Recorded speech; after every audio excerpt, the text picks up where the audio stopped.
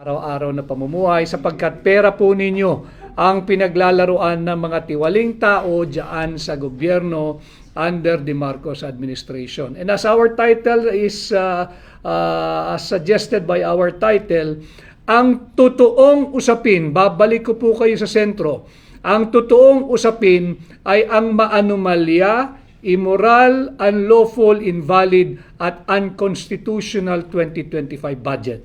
Papaalalahanan ko po kayong lahat, yung impeachment na isinampa laban kay Vice President Inday Sara Duterte is nothing but a diversionary tactic.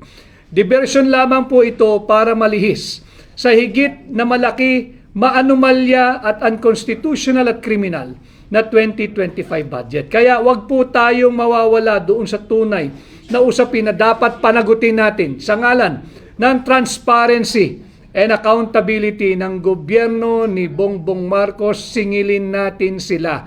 Bakit kayo nagpasa ng isang maanumalyang 2025 budget base sa isang blankong bicameral conference committee report na inyong rinatipikihan, inaprubahan, pinirmahan at ifinail sa House of Representatives Bills and Index Service.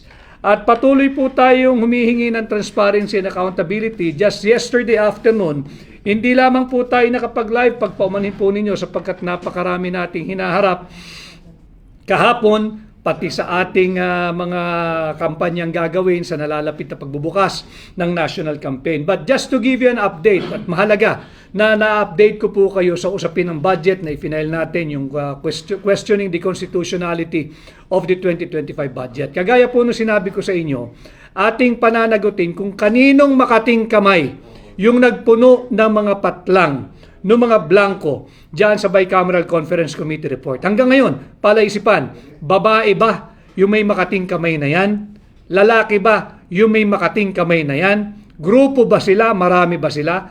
Malaman natin na bukod ba dito sa Bicameral Conference Committee na tinatawag na third house or third chamber, meron pa bang fourth house or fourth chamber na higit makapangyarihan sa mababang kapulungan at sa Senado? Sapagkat hinayjack po nila yung proseso, yung tamang proseso ng pagpasa ng budget. Kaya po kahapon ay naisumite na po yung ating sulat diyan sa Secretary General ng House of Representatives. Ito po yung kopya.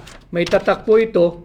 At ang tema po ng ating sulat na inihain sa Secretary General ng House of Representatives, hinihingi po natin yung komposisyon o yung pangalan kung sinong bumubuo nung sinisisi nilang technical working group o technical staff ng mga House of Representatives Committee on Appropriation. Bakit po ito mahalaga? Sapagkat matatandaan ninyo, sinisisi ni Stella Kimbo na ito po ay pinuno, yung blanco, ay pinuno nung mga technical working group, yung mga miyembro, o pinuno nung technical working staff, yung mga kaawa-awang empleyado, na alam ko yung empleyado ng House of Representatives, kayo po'y matitino, mararangal, honest, yung miyembro ng technical working group. Subalit kinakailangan ko lang hingin ito bilang proseso sa aming pagbubuo ng kasong kriminal. Laban diyan sa kung sino man yung mga nakialam dito sa ating budget sapagkat hindi po katanggap-tanggap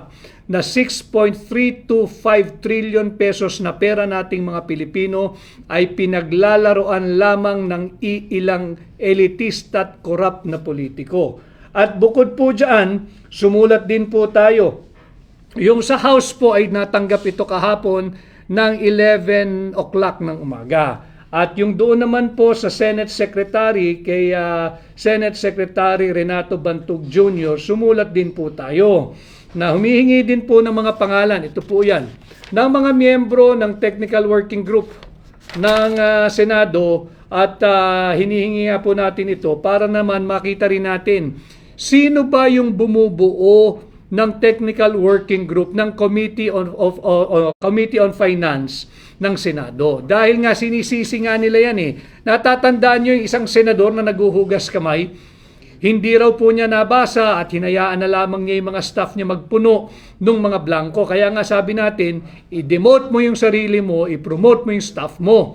Ikaw ang maging staff, sila ang maging senador. Total, hindi mo ginagawa yung sagradong mandato ng iyong tanggapan bilang senador na pahalagahan, bantayan at susuriing mabuti yung pera at kaban nating mga Pilipino. Ganon din ang ating mga abogado ay nag-file po ng motion kahapon at kanina diyan po sa Korte Suprema. Hinihingi po ng ating mga abogado na makapag-issue ng subpoena duces tecum. Ano po ibig sabihin nun? Humihiling po yung ating mga abogado sa Korte Suprema na utusan ang Senado at ang Kongreso, lalo na ang Kongreso, yung mababang kapulungan, yung House of Representatives Bills and Index Service, ilabas ninyo yung enrolled bill. Sapagkat kausap ko lamang ho kanina si Congressman Sid Ungab, yung aking kapwa petitioner, at maisog na kinatawan ng 3rd District ng Davao, si Congressman Sid Ungab. Hanggang sa ngayon ay wala pong maipakitang enrolled bill ang mababang kapulungan. Humiling na po tayo sa Korte Suprema mag-issue ng subpoena para ilabas yung original copy ng enrolled bill. Ito po yung ating motion. I-final din ito kahapon. So tuloy-tuloy po yung ating kaso, hindi po natin pinababayaan ito at ating patuloy na pinasisinungalingan yung sinasabing itong usapin sa budget ay political lamang. Hindi po. Criminal po ang pinag-uusapan natin.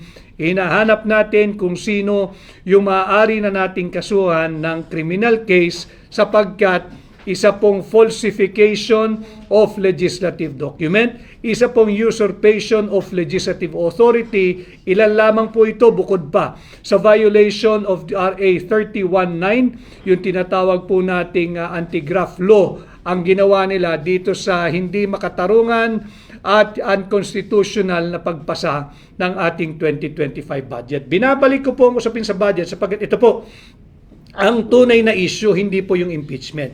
We're going to tackle as well the impeachment. At kanina nga nagpahayag na si Vice President Inday Sara Duterte, God save the Philippines. Tama po yun, God save the Philippines, at kayo po ay katulong natin sa paglalaban dito sa maanumalyang ginagawa nila sa Pilipinas. Ninanakaw po ang pera nating mga Pilipino. Hindi po natitigil dyan. Bukod sa pera at kaban ng yaman nating mga Pilipino, pati ang posisyon ng pangalawang Pangulo ay nanakawin din nila. Nagyayabang ang mababang kapulungan, halos magti-300 na raw po na kongresista ang pumirma dito sa impeachment laban kay Vice President Inday Sara Duterte.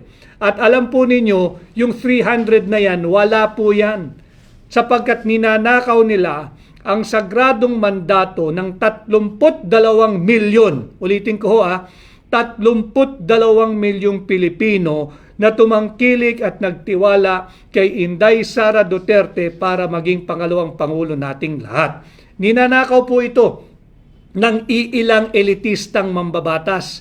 300, lagay mo ng 300 silang pumirma riyan, o less than 300. 300 na elitistang mambabatas ang ninanakaw ang posisyon ng pangalawang Pangulo sa 32 milyong Pilipino na malaya democratically, lawfully, legally, and constitutionally elected Inday Sara to be our Vice President. So ito po ang ating bantayan. At uulitin ko, babalik ko po kayo sa sentro, ang ginawa nilang impeachment case laban kay Inday Sara ay isang malaking distraction. Linalansi po tayo, linalayo sa higit na malaking usapin, yung unconstitutional 2025 budget. Sabi po ni Vice President Inday Sara Duterte, sa huli, ang tagumpay ay ang sambayanang Pilipino. And I agree with her. At yung kanyang sinasabing panawagan, God save the Philippines, lahat po tayo kumilos. Lahat tayo kumilos. Nakakatawa, meron pong basihan doon yung insurrection sa impeachment sa kanya. Meron pang sedition dahil daw siya nagsalita sa isang rally na nagpapahayag ng kanyang saloobin laban sa napakaraming katiwalian na ginagawa ng Marcos administration. Wala pong insurrection doon. Ang insurrection po ay may mga armadong tao na sa kalsada na nananawagang pabagsakin ang gobyerno. Meron na ho ba kayong nakitang may armas na nagrarally diyan sa kalsada na nananawagan na pabagsakin ng gobyerno? Wala rin pong sedition doon sapagkat meron na bang isang malaking kaguluhang naganap at ang sinisigaw ay patalsikin si Bongbong Marcos. Ito po yung mga elemento ng kasong insurrection at sedition. Makikita natin na talagang hindi pinag-aralan, hindi naman natin sila talaga asahan dyan. Talagang winawalang hiya po nila, linalapastangan at sinasalaula ang rule of law. They do not uphold, they do not respect, and they do not defend our Constitution. Yan naman ang advokasya sinusulong at hinihingi ng hakbang ng maisog. We have always been calling for the upholding, the respect, and the defense of our Constitution. Yan ang ating hinihingi. Kaya